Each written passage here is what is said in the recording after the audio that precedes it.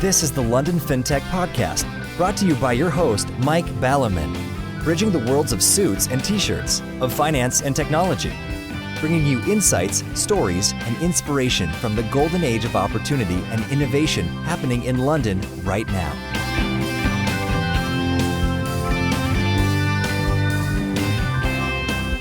Hi, this is Mike Ballerman, and this is London FinTech Podcast, episode 197. Brought to you in association with Smart and the enlistedboard.com, and I'm delighted to be joined today by Mario Ineco to talk about money in the 21st century.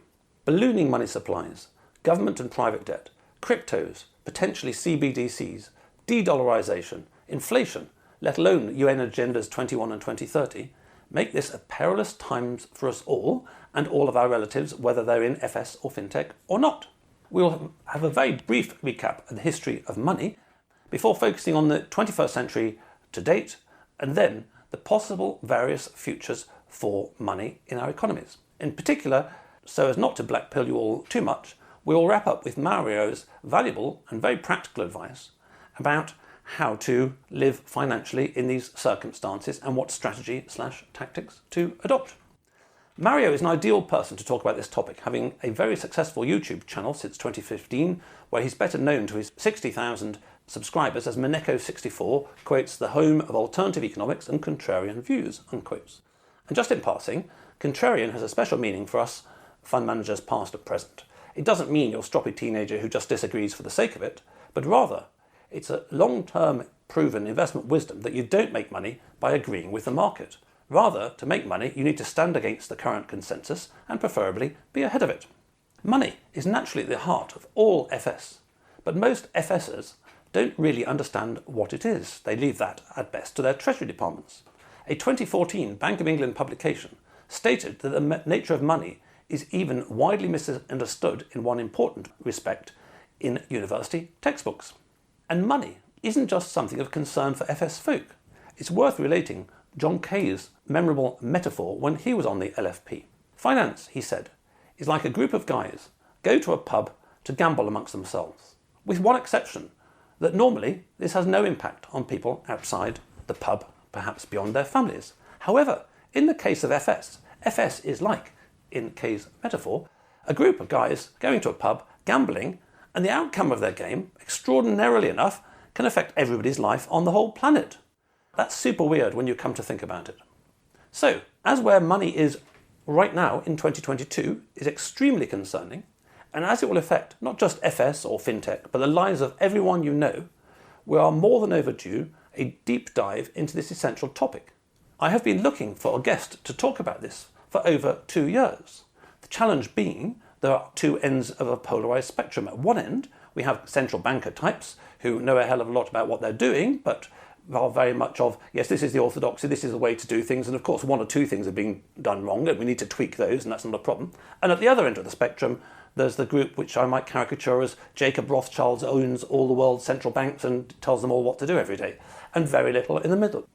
Mario, himself a long-term FSer, deeply understands both FS and markets, as well as money, super well. And as a consequence of deep understanding, deep study, and having spoken about this, perhaps getting on for daily, as it would appear for his channel, for years and years, has been raising the red flag in a perfectly sensible and very important way, well before we got into the ongoing New World Order global putsch, which started accelerating with COVID a couple of years ago. Plenty to talk about, so let's get on with the show.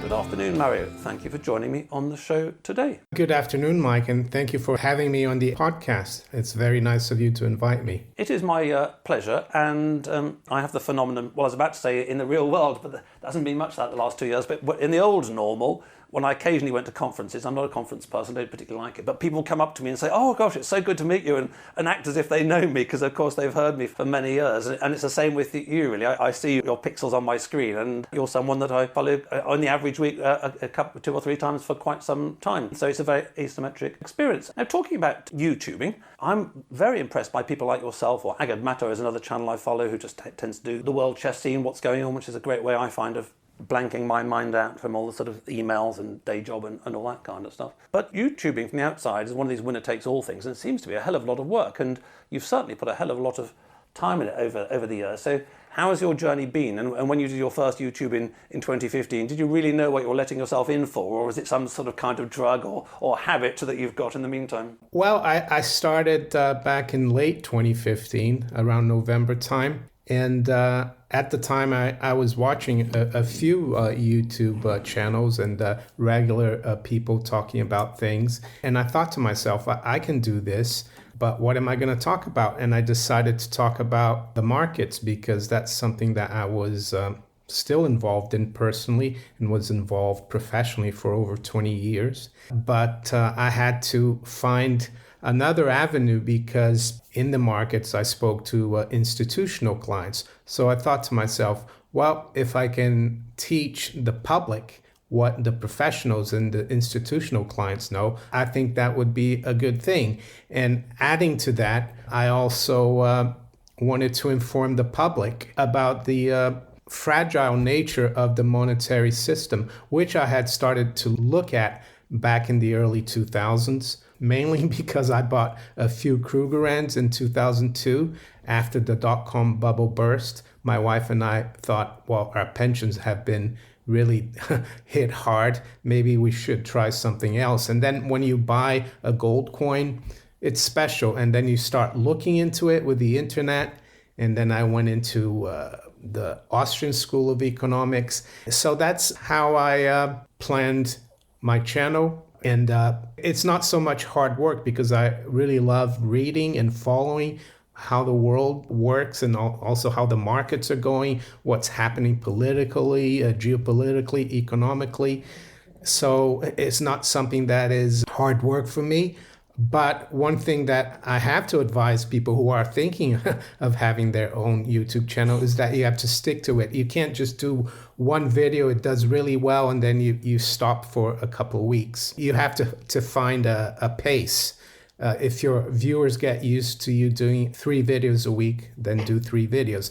My viewers have gotten used to me doing a video every day. So that's been my journey on YouTube. You know, I'm not saying I didn't want to grow the channel, but where I am right now, I mean, I never imagined that I'd have 60,000 subscribers and that I could get 15, 20,000 views per video. Well, as I say, it's deeply impressive, and I say that not just as kind of flattery from someone who watches too much YouTube and too many YouTube channels, but as somebody who back in the day was paid to run a global fixed interest fund management operation. So I'm more than used to brokers' reports and perspectives and views and opinions and people putting them over and all that. And I'd encourage the listeners, if any of these particular topics we're going to talk about, we've only got time to skate over a number of topics. And I think, you know, one of the meta points that in terms of money at the moment, there are a hell of a number of topics. I think that's the thing. There isn't just one thing going on. There are many particular things coming to a confluence. It is to check out your many videos on your channel. And I think I mentioned to you when we were doing the pod prep that I was just randomly watching one evening to sort of turn the brain off after work, and I was deeply impressed by your analysis of Turkey, which provided me with a depth of insight in whatever it was, 15, 20 minutes, which is well beyond anything you get from the sort of the legacy corporate media, and is very insightful. So like many things, it can appear fairly sort of simple on the surface, but as I say, I know from a professional perspective that you don't produce that quality of material by doing a sort of 5 minutes on Wikipedia beforehand. There's a lot of research that goes into it. And just in passing, just as a small and short, but maybe a very important anecdote for some listener out there or a member of their family, your most listened video or longest is actually not necessarily about FS, but is about diabetes type 2 and how you recover from it without medicine. So if you just want to sort of flag wave for that in case it helps anybody's health out there, that'd be brilliant. Yeah, I reversed type 2 diabetes because you can never cure it. That's one of the things. But back in 2015, I went for a test with the new GP that I registered at. And they contacted me and said, well, you've got type 2 diabetes. So I went back to the GP, and GP said, well, here you go, take metformin, test yourself every day for your blood level. And I try to ask him a bit more because I don't just want to take a medicine and not understand what I have. But he was very dismissive.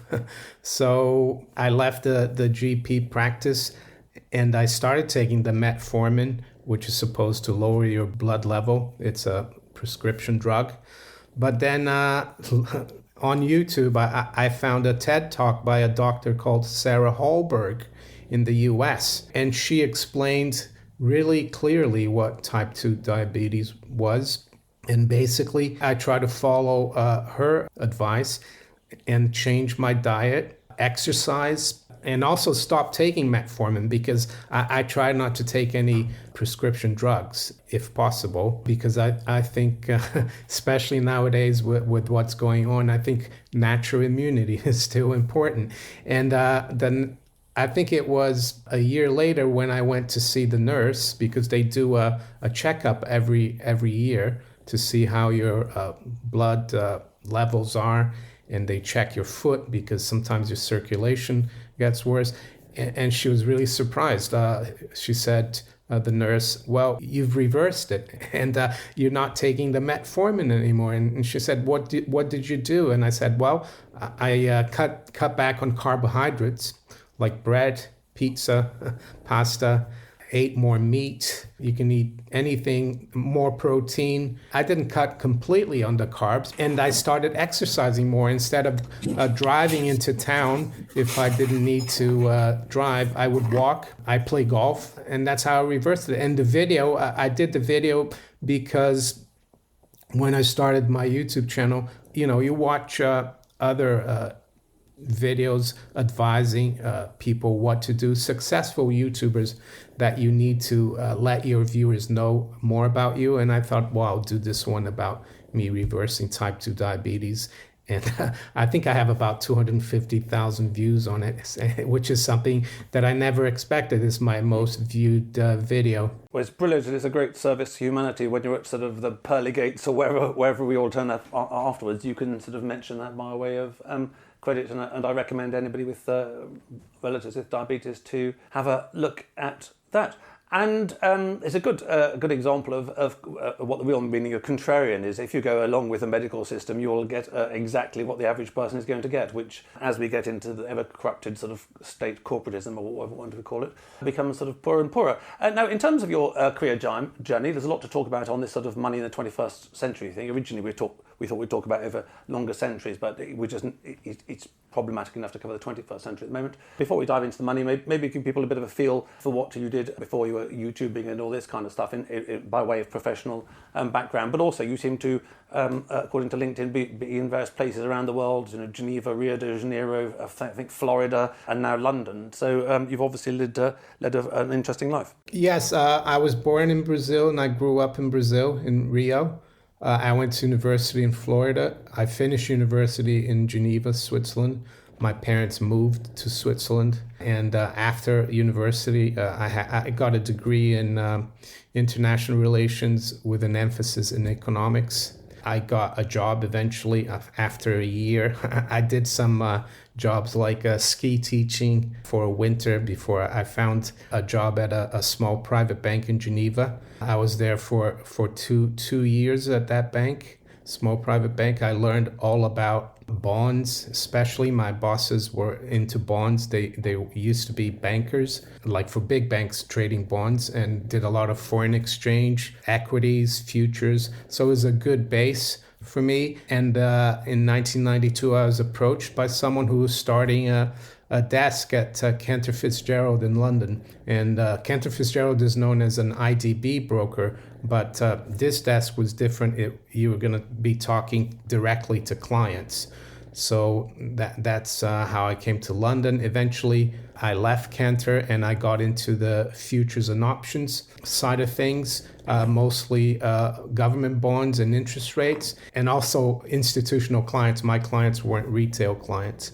And I did a lot of work with Italy, like with the major banks and funds in Italy for about 8 years. And then I moved to MF Global, or Men Financial as it was called at the time, in 2004. And eventually I again, one of my friends at the golf club, he was a broker, and he moved to this other company called Mint Equities, and he offered me a good deal. I went there in 2010, But by 2012, that company had been taken over actually by Cantor, which is ironic because that was the first company I worked for when I came to London. And then in 2012, they closed the futures desk.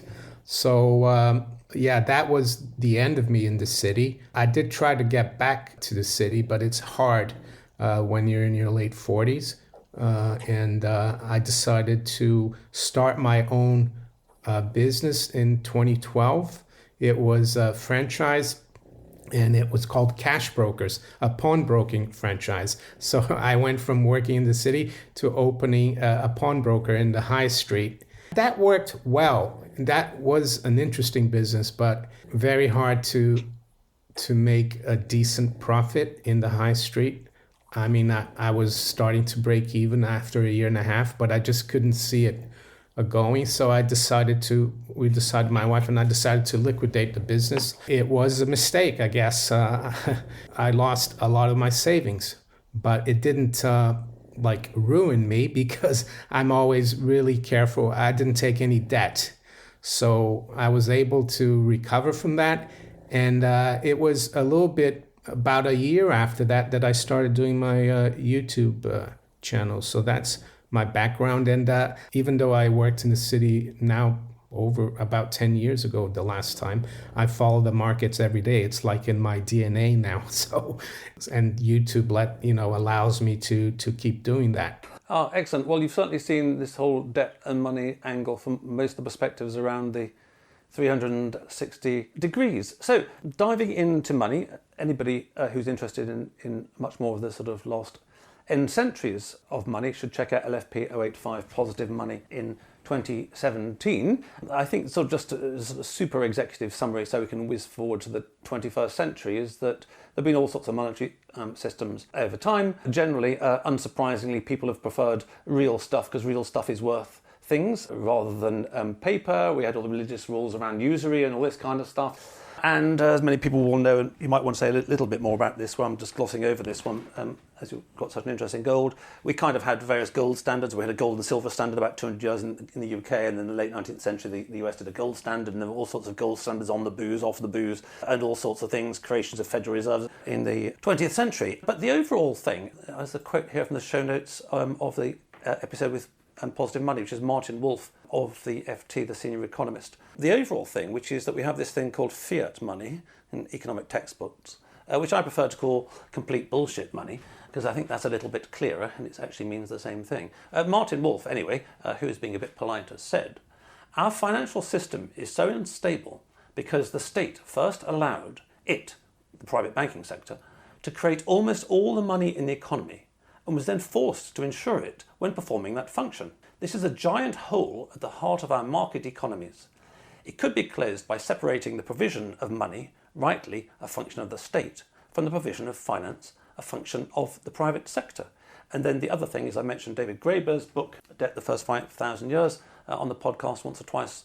And it really annoys me. One of the most annoying things, any listener who knows the answer, please write in, because it's frustrated me for years because it's quite a chunky book to read, which is, he quoted this amazing statistic, which has annoyed me for years that I can't remember, which is if everybody, all of us in the world, all people, all governments, all companies, repaid all the debt, the world as a whole would still be massively indebted to banks to a figure of X gazillion dollars, the X gazillion obviously being a stat I can't remember. And this is really important because the nature of this debt-based fiat bullshit money that used to be created by an accounting entry in a ledger with a quill pen and some nice vellum paper, but is now just bits in bank computers.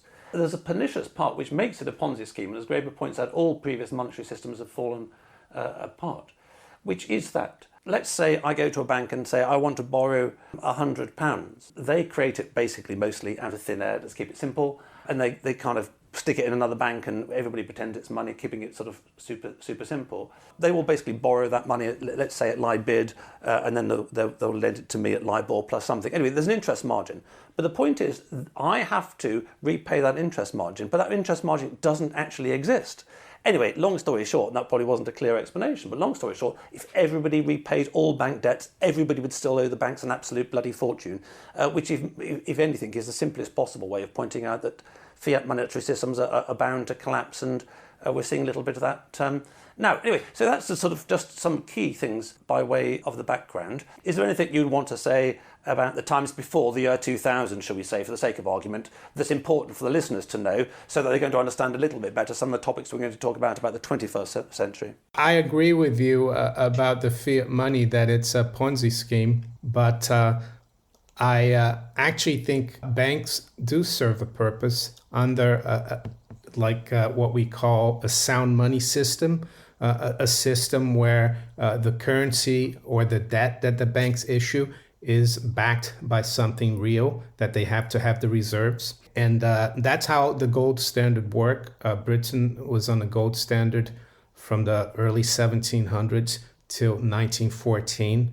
And that was when Britain had its empire.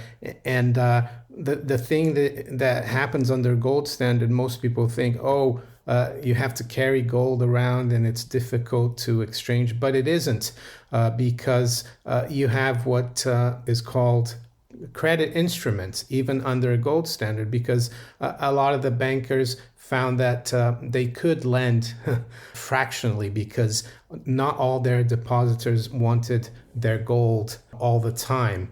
So actually in the 20th century, for example, the viewer can look at this. They go onto the Bank of England website and go onto their inflation calculator. And if you do 1814, let's say, which is when Britain went, because they had a period there during the Napoleonic Wars where they suspended the gold standard. And they went back around 1820, I think it was, till 1914. If you do the inflation calculation, then inflation was minus 0.5% a year. So the currency was completely stable. But at the same time, the British banks kept, in terms of their liabilities, they only kept a third in gold reserves.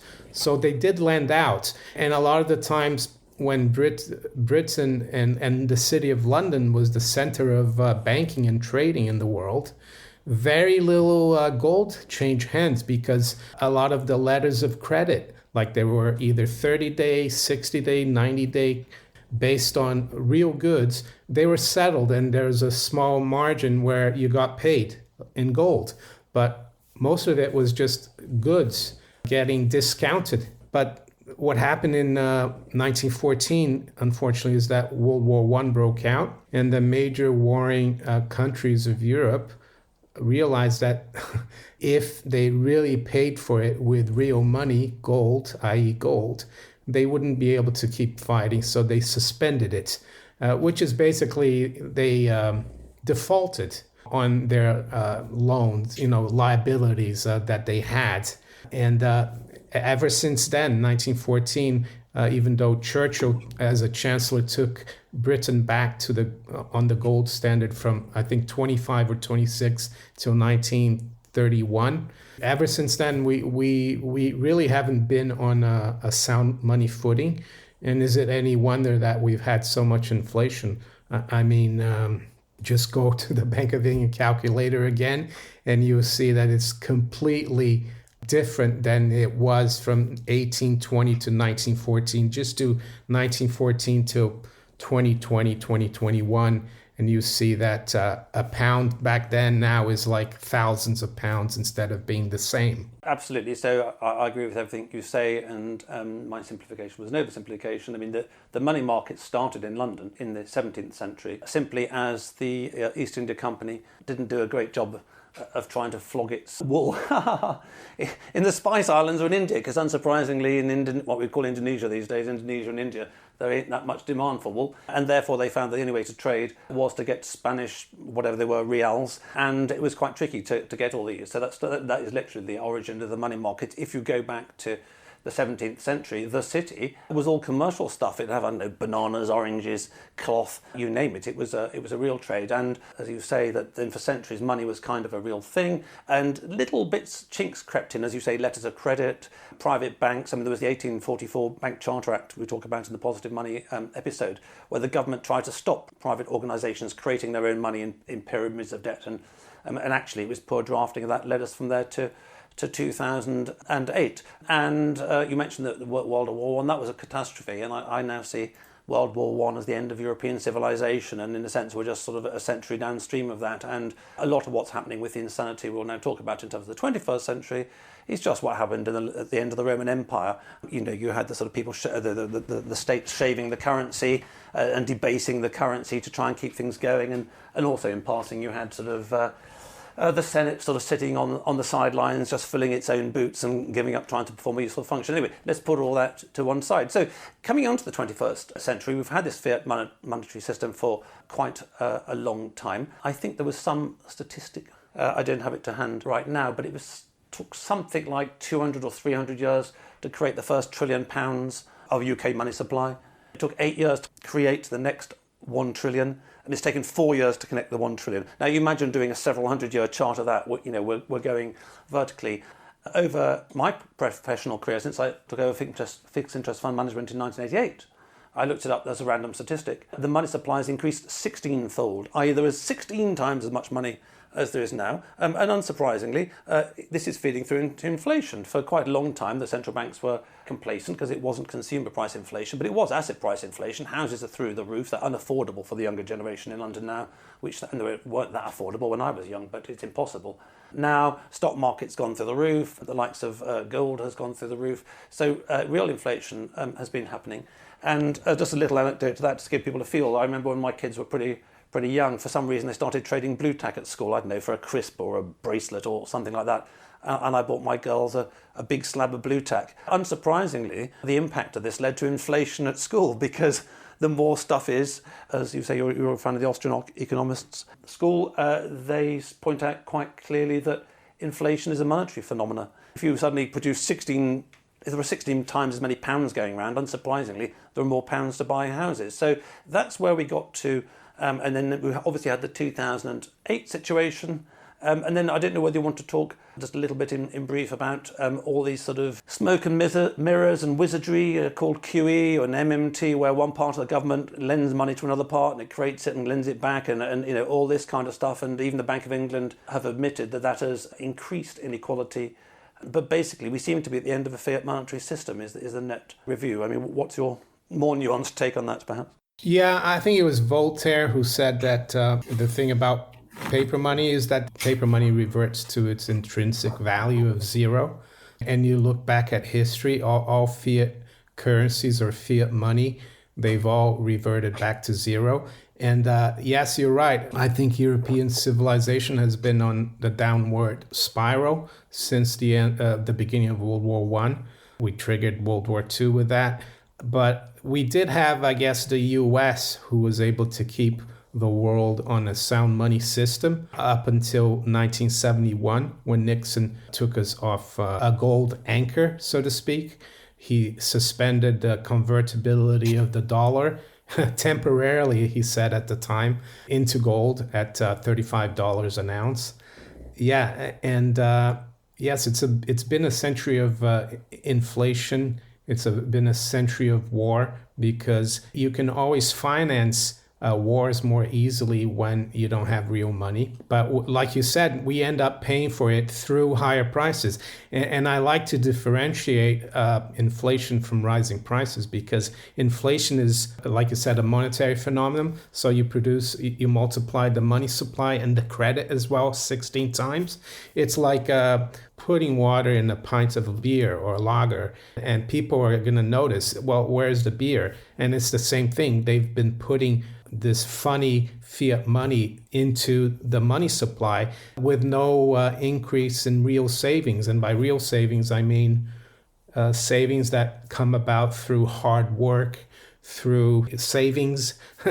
We seem to think that we need just debt and credit to grow an economy. People forget that actually saving is a good thing as well. But you can't do that under a system where the money becomes worth less and less. You can, though, do it under a sound money system, a gold-backed system, or even a bimetallic system where silver is also used as money. Ideally, I would say the market should decide what people use, and what governments or the state does is become an arbiter of the coinage. They set the standards, and by standards I don't mean the value of it, but the weight of the coin, the fineness, and they make sure that it's not counterfeit. And they get a seigniorage, a little bit of the gold for doing that. And a lot of times they can finance themselves with the seigniorage. And you don't even need a gold standard. All you have is the government providing the service of minting the coins of the realm. And if banks want to evolve around that system, they can. They can, depositors will put, people who have been able to save a lot of money and are wealthy, they can put the money with the bank and they can lend it out. And that's where we come to central banking. And you quoted Martin Wolf, and Martin Wolf said that we have the government insuring these bankers. Well, that's only because we've got the central bank. And the central bank, they scratch the government's back and they help each other out. And what Walter Bagehot, I think, said in the 19th century, that a central bank is the lender of last resort. Well, I think that's a really bad system. I don't think we should have a central bank. Just like in any other business or any other industry, we don't have a central bakery or a central brewery where the government and the brewers work together. Why do we need a central bank? And I think bankers would be a lot more responsible if they were a limited liability company and they knew that there wasn't going to be a central bank and the government to bail them out. And I think after the '08 crisis here in the UK, when RBS had to be bailed out, Northern Rock failed, I think they had some kind of commission in Parliament, and they invited bankers, and they invited Charles, I think his name is Charles Hoare of Hoare Bank, Charles Hoare and Company. It's actually the oldest private bank in England. They were around before the Bank of England, and they asked him, how come you've survived so long? What's your secret? And he said, well, the secret is that we're not a public company. Our partners have liability. They have liability. So if our bank acts irresponsibly, each partner will lose everything. So I think that's how it should be. It might sound weird, but I think we should, have all the banks be like Charles Hoare and Co. because they've survived. Yes, no, absolutely. And there's a lot in what you say there. I mean, I shall have to send you afterwards a photograph of a couple of pages in my book where I talk about the collapse of two banks in the 19th century. One was the City of Glasgow Bank and the other was some city-ish bank. I've forgotten which was which. One of which was limited liability and the other which was unlimited liability. And unlimited liability is effectively a weak partnership. But that was a mistake made back then. And I happened to look at Ron Paul's book. I'm a big fan of Ron Paul, a very good guy, I think. End the Fed on Amazon this morning, which gets 4.8 stars out of 5 on Amazon from over 1,100 reviews. And the interesting thing is that some of the reviews say, look, I don't agree with Ron Paul on many of his political positions, but this is a great book and he's completely right. And we have to remember that, the period when America did particularly well, apart from sort of post-Second World War, when it was benefiting by basically taking over the British Empire, but at the time it did really well, there wasn't a Federal Reserve in the States, and that's despite having a catastrophic civil war, yet it managed to grow really well at the end of the 19th century and all this kind of stuff. So now, there's a whole angle there which we'll come back to, which is that if you and I and Martin Wolf and some other sensible people who really cared compassionately about the 7 billion people on this planet, or at least the sort of 70 million in this country, sat down and tried to come up with a better scheme, we could definitely come up with a better scheme. We'd have a hell of a problem transitioning to that better scheme. But let's come back to the fact that at the moment we've got a bunch of globalists, as I said in the New Year's special podcast, clearly trying to drive the world towards a sort of technocratic social credit tyranny, which does actually impact what's happening in the monetary thing. But let's leave that one till later. You mentioned the private market, and I happen to see that Ron Paul had made positive comments about these, and I'm interested in your views, because obviously a lot of listeners to the podcast, I don't cover it very much, largely because it hasn't got a killer use case at the moment, and it's more speculation than currency. But what's your position on cryptos? Because, many people would make the argument, Mario, that actually the marketplace is already doing what you suggest, which is going, oh, look, this currency is crap. And yes, $1 a century ago is worth a cent now. That's ridiculous. We're going to do something better on our own. And therefore, they're kind of privatizing it by the back door. So what is your position on cryptos? Do you think they've got a role to play in this? Or do you think that they're a sort of dead end in a sense? Or do you think that they'll just be corralled by the US Federal Reserve Reserve or the governments, if they start sort of threatening their monopoly. Yeah, the idea is good. And I started looking into cryptos back in 2012. And it ticks all the boxes. And I think one of the reasons crypto came about and the blockchain is because people have lost trust in government. I spoke about how government has to be an arbiter, of the coinage, the coin of the realm, but that's gone out the window. And we've had 100 years in Europe, and in the US, we've had 50 years of this funny money, and people are fed up. And what crypto does, it solves the problem of trust because it's an open ledger, transparent system, proof of work. The other thing it does, it solves the Byzantium generals' dilemma, which is like in battle, if one person betrays you, the whole battle can be lost. And that's what crypto does. But like you mentioned, will they try to hijack it? And I think they are. I saw a headline today in the FT that they've got now Frankfurt is, I don't know if it which company, but a German company started a crypto fund, and it's supposed to be the cheapest to get onto as an ETF or whatever. And I think, unfortunately, the banking system, the central banks and the bankers, who we can still not trust, right? They could hijack crypto because the people like me who study crypto, we understand that the reason for having crypto is to get out of the banking system. But now if you have the banking system trying to capture crypto, they could do the same thing that the bankers did to gold and silver with crypto, because the average Joe Bloggs out there, he's not going to go and read the white paper for Bitcoin and see that it's actually trying to get away from the banking system and that you have to have your own private wallet. No, he's just going to go buy the ETF and from Wall Street or the city or Frankfurt and Paris. And who knows if the banks that issued those ETFs or the companies that issue it actually have any cryptos. So that is a danger, and I was also skeptical when they developed a futures contract in 2017, 2018, I think on the CME. I'm skeptical of Wall Street getting involved in crypto because crypto was trying to get away from the banking system. And I think the central banks with the CBDCs, which means central bank digital currency, they could be using all the popularity of crypto and cryptocurrencies to jump on the bandwagon. So when their system unravels, which I think there's no other way, as we spoke about earlier, fiat currency or fiat money always goes to zero.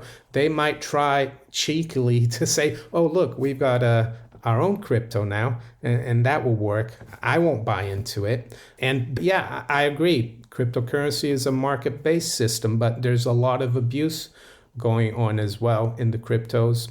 It's a whole episode in itself. Again, actually, I've been looking for the last year or so, actually, at someone to review where we are on crypto. And it's very hard to find someone who's prepared to say on the one hand and on the other hand, as you say, it's got all these advantages. On the other hand, people have nicked tons of the stuff left, right and centre, which is unlucky. And also, just going back to my historical perspective, if you look at the last 4,000 years of monetary systems around the world and what worked and what didn't, those based on real stuff actually have a huge advantage because the real stuff is real stuff. I mean, the East India Company found silver really valuable in the 17th century, and we find silver really valuable today. And, that says something. And also there's a big concern, again, from a sort of, New World Order-y, globalist-y thing that, we had Event 201, prepping for a potential coronavirus world thing about 6 months beforehand. Gosh, fancy that.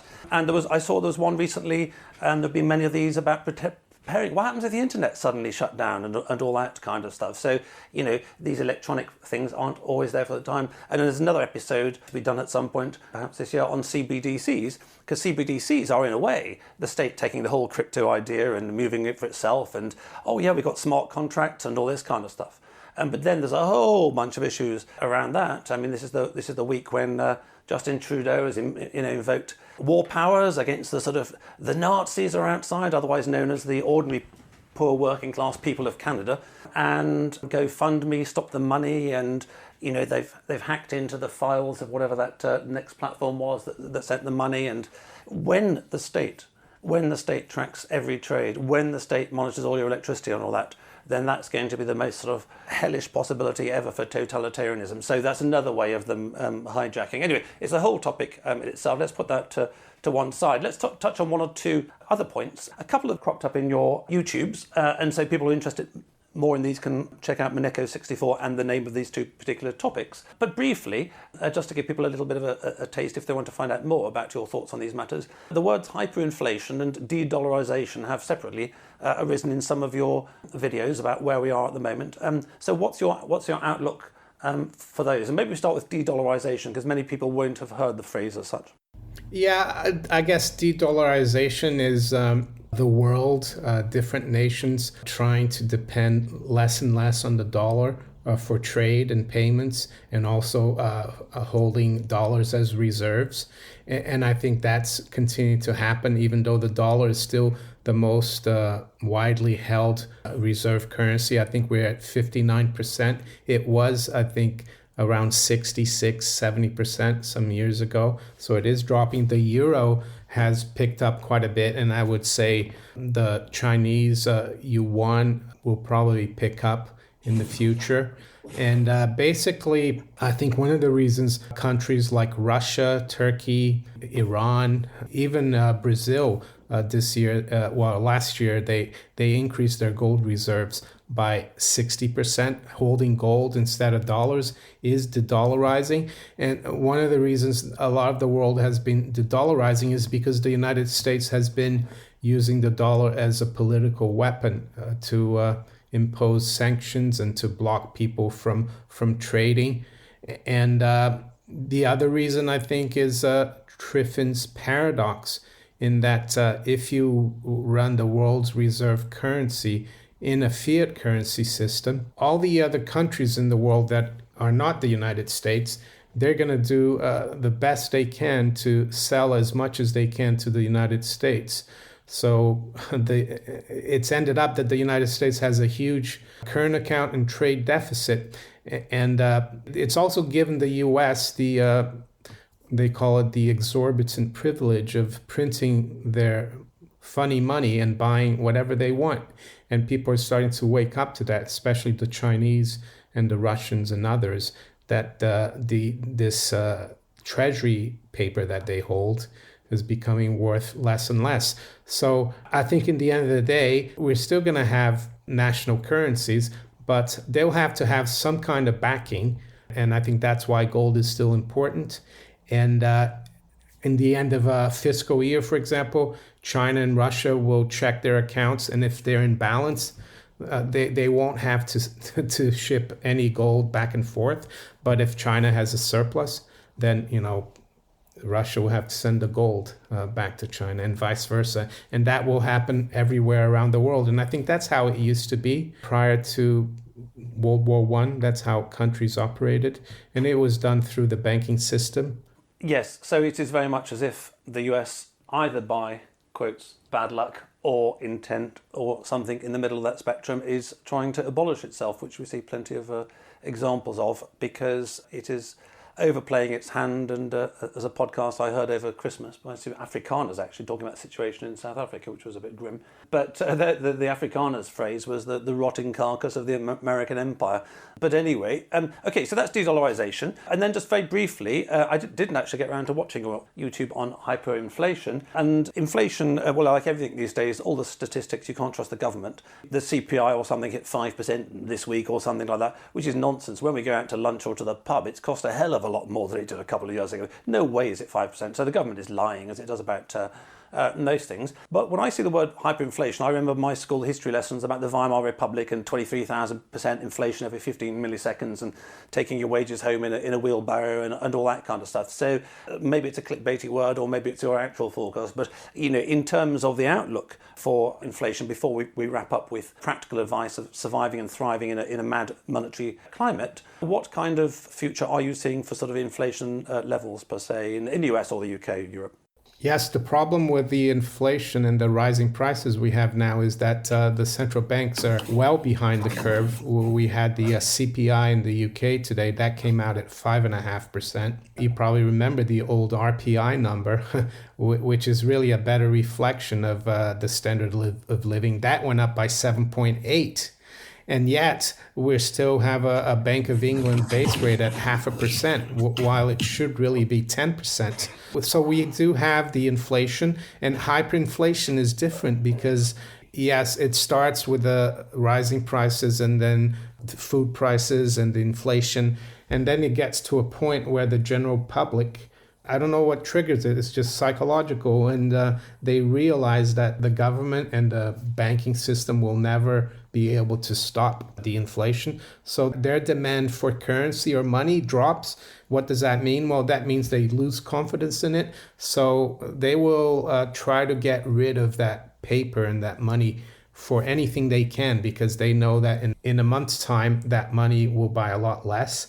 And we're seeing that, funnily enough, in used car prices, which is something modern, because in Weimar, Germany, I don't think people drove many cars, but nowadays we're seeing that in the US and here, used car prices are still going through the roof this year and now as I speak. And we know that historically, the old saying was, if you bought a new car in the UK, you drove off the car dealership, you were losing 20% on the VAT. But now it seems like you're making money. But I think, I wouldn't want to sell my car. It's paid for. And I could get more than about double of what I could get 4 years ago. But in 6 months' time, I won't be able to buy it back. So that's how it starts. And it's not to do with costs. It's to do with confidence. And there's other symptoms of hyperinflation that I touched upon a couple of days in my video. And that's loss of confidence, not just in the money, but in the government, in the state. It's not just on the loss of confidence in the conservatives, but the whole apparatus of the state is a loss of confidence in the authorities like the police. And we're seeing that as well with all the protests. Loss of confidence in academia, with the universities, the wokeism, loss of confidence in the media, which is the fourth state. Loss of confidence in the big corporations that we should admire normally. And and it all comes together. And it's really, having read books about hyperinflation, most people, it comes like a thief in the night. One day things are, that the money is worth something, the next day it's gone. And it doesn't last very long. And there are other symptoms like gambling and speculation. And we've seen this for the last 10, 12 years. I mean, people who have run-of-the-mill jobs, they have trading accounts, they trade leveraged ETFs. And why is that? Well, because the money is no good anymore, and they don't earn enough to have a comfortable living, so they speculate. So that's hyperinflation, in my view. Interesting. Okay, that's very comprehensive. Well, that leads on quite nicely, but maybe I should do a sort of slightly unblackpilling thing beforehand, because we've been talking about the challenges and the concerns about where we are as a monetary system right now, by just making the small preamble that unless you're fortunate, and the likes of you and I have lived in a particularly calm period, post-Korea War, skipping the Vietnam War, where everything has been pretty sane, but frankly, if you go back most centuries in the UK, there'd have been, state England, there'd have been some stupid shit going on. A century ago was the First World War. That wasn't very nice. It wasn't nice being a parent wondering whether your kid's dead when you wake up in the morning. A century before that, there's Napoleonic Wars, and go on and on and on throughout history. And 1,000 years ago, it was the Normans trashing the place. So, as the Buddha said 2,500 years ago, it is samsara. It's not meant to be perfect here. So the practical question, whether living now or under the Normans, is how to survive and how to thrive. And I think one of the corollaries, which is sort of fairly simple one, before handing over to you on this one, is that if the basic thing that we're saying, and it is correct, which is that money isn't a real thing, then keeping your wealth in money, certainly in any form of cash or bank account, especially with all these things going on, it isn't a great idea. And to an extent, just keeping it super simple, and you can sort of zoom in a little bit more nuanced level. Real things are going to exist. So let's take a sake of argument. Let's say there's a terrible monetary crash over the next 3, 4, 5 years. Unless something really wacky happens, my house will still be standing. I may have problems getting the roof fixed or something, but the house won't fall down. Gold bars will still exist. Motor cars will still exist. And I know that you're particularly keen on gold and you understand the market very well. And I noticed that actually over our lifetimes, we're a similar age, gold has increased in value 100-fold. Phenomenal. If only our parents had put a couple of quid in some gold when they started. So on the big picture, I mean, do you agree with the basic hypothesis that to survive the virtual insanity, one needs to buy real things? And I think, by the way, just as a side point, this is what the New World Order are doing. This is why Gates is buying up a ton of farmland. This is why BlackRock is buying up millions of houses and renting them out. You know, if there's a monetary collapse, you've got stuff. Well, you just sell it for whatever the new currency is. That, you know, the new sterling, the new euro, the new dollar, or something like that. So, do you agree that sort of stuff is the thing to do? And then within stuff, obviously, there's some stuff like gold and silver that's lasted for centuries, more than other stuff like bitcoins and that. So, what is your thoughts on the best way for listeners to approach this? And I'm very conscious that it will look very a hell of a lot if you're a 20-something with a ton of student debts, no chance of buying a house in London, or if you're a listener who's sort of 60-something, 70-something, living off a pension, which in passing is probably limited to 5% or the lower of 5% or the CPI or IPI or whatever it is. So they've got a risk too. They got rid of the triple lock this year, didn't they? Yes, having real things, tangible assets in a currency collapse is helpful. And I've spoken to a couple of guys. One of them, he was growing up in Romania in the 1990s, and they had very high inflation, almost hyperinflation. And it's not easy. One of the things he said that you need, aside from having, if you're fortunate enough to have savings, hard assets, and to have some gold and silver, you also need to be in a community where you know people and you are friends with people to help each other out, because in the hyperinflation, the money is destroyed. So it's very hard. You might have to resort to bartering. I don't know if we're going to get to that point. And what about financial assets? I think they could be also under threat. I read a book by a guy called Franz Pick, and he used to write the central bank review, like currency review. He provided them in the 50s and 60s to the central banks. He was an economist originally from Austria, and he said when he got back from World War I in Austria, his dad had saved an insurance policy for him to cash out for him to go to university.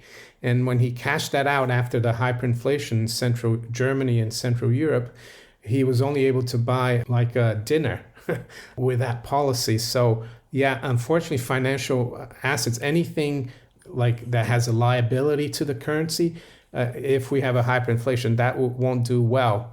And hard assets, like you said, Bill Gates has been buying farmland. I saw 2-3 years ago, one of the billionaire Americans who started a media company, I forgot the name, he is buying farmland. And gold and silver are different. They are like liquid.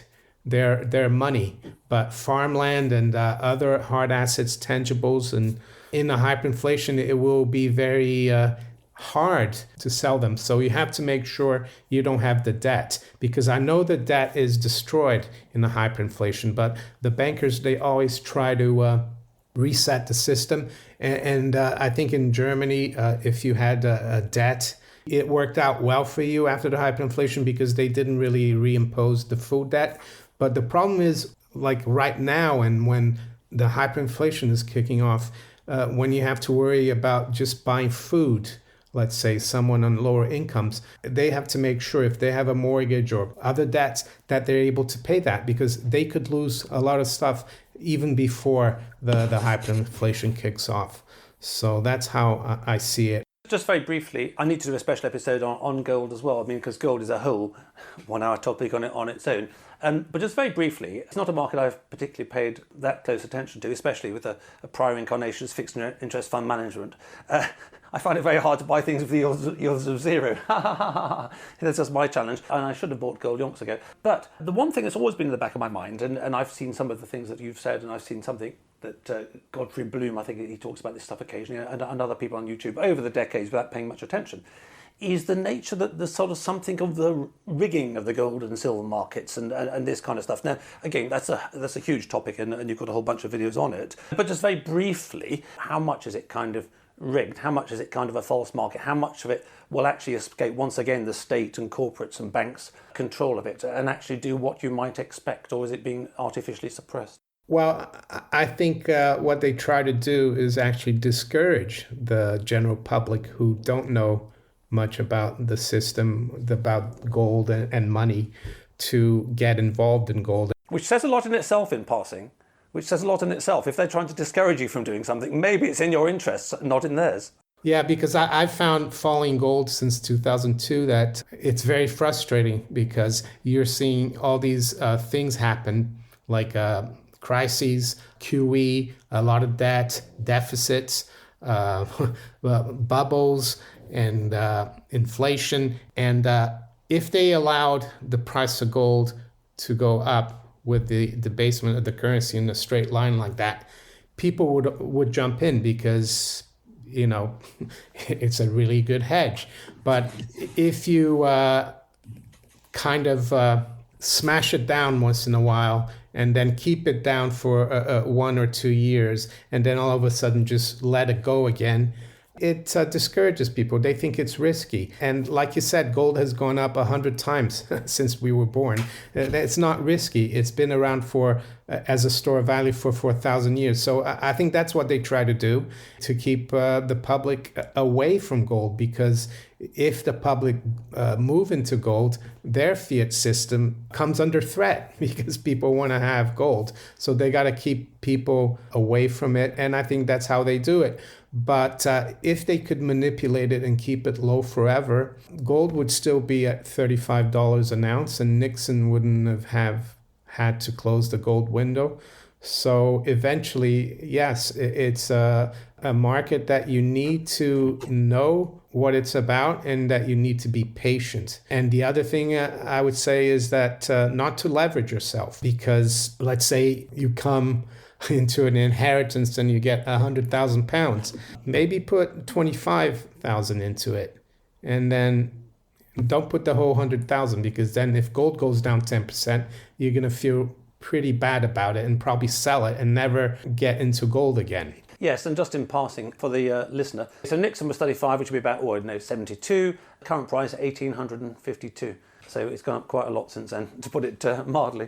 There are actually 1 or 2 gold fintechs out there, which is an area I haven't actually covered, and you had some good ideas yourself, which we'll take offline, and maybe I'll be able to get a gold fintech on the show to talk about the interaction of gold and fintech and what useful things you can do with that. But anyway, before we wrap up the show, I'd like to thank all you listeners out there. I hope too many of you haven't been too perturbed. This issue of fiat money has been around for some time. It may not collapse today or tomorrow or the day after. However, a bit like skating onto a lake where the ice is getting thinner and thinner, the risk is increasing, and depending on where you are on the age curve, there are various actions that you might want to be taking to ensure that as and when the ice cracks, you manage to float across the gap until there's some more ice. I'd like to thank my brand partners for the podcast. Smart is transforming pensions and retirement worldwide. Their leading-edge retirement tech platform propelled them to success in the UK. Now they're operating on 4 continents and working with partners like Zurich and JP Morgan.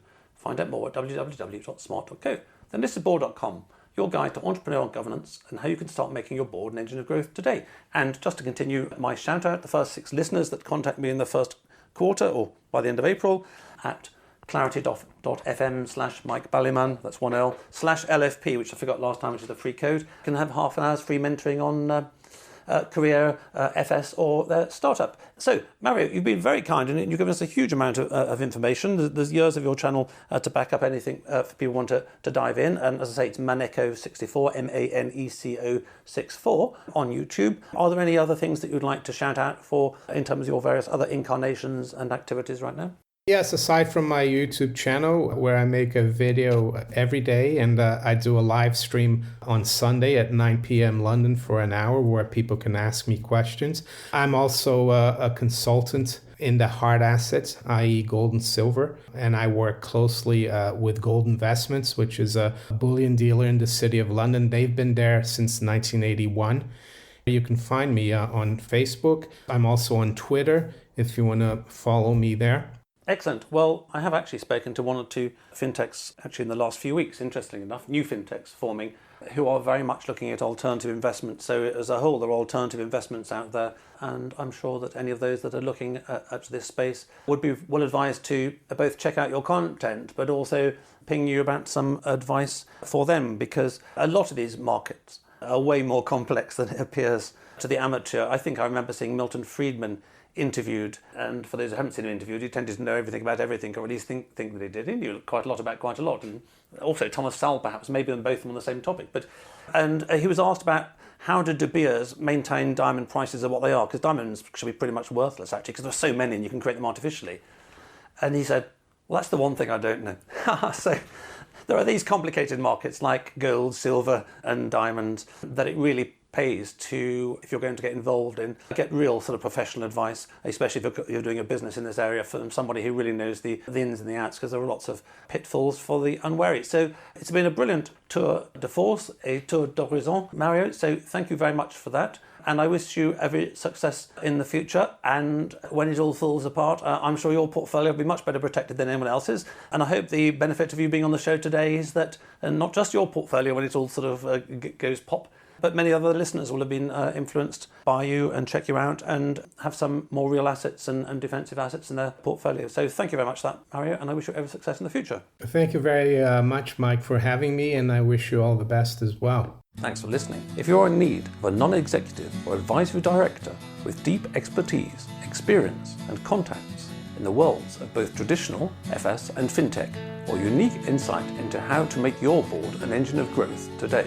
contact me at mike@mikeballiman.com. If you just need one-off advice in these areas, via clarity.fm/mikeballiman. We could sit in a bender all day, watching the firelight dance, watching the firelight dance. We could walk in the mountains before dawn, watching a happy moon ride, watching a happy moon ride.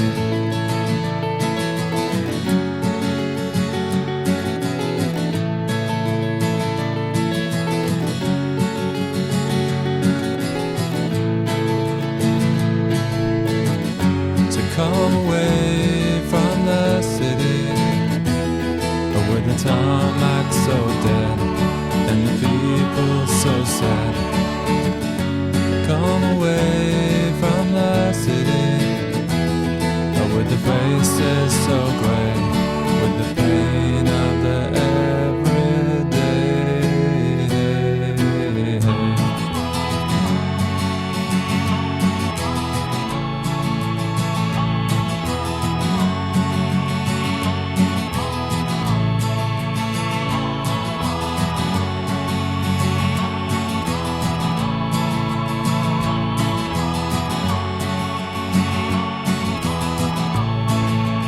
We are wild like the mountains and the trees. Can you see what I mean? Can you see what I mean? We fit in between the earth and the sky. Kiss the city goodbye, wave the city goodbye, wave the city goodbye. The city goodbye. Watch the firelight dance with me. Watch the firelight dance with me. Watch the firelight dance with me. Watch the firelight dance with me. Watch the firelight dance with me. Watch the firelight dance with me. Watch the firelight dance with me. Watch the firelight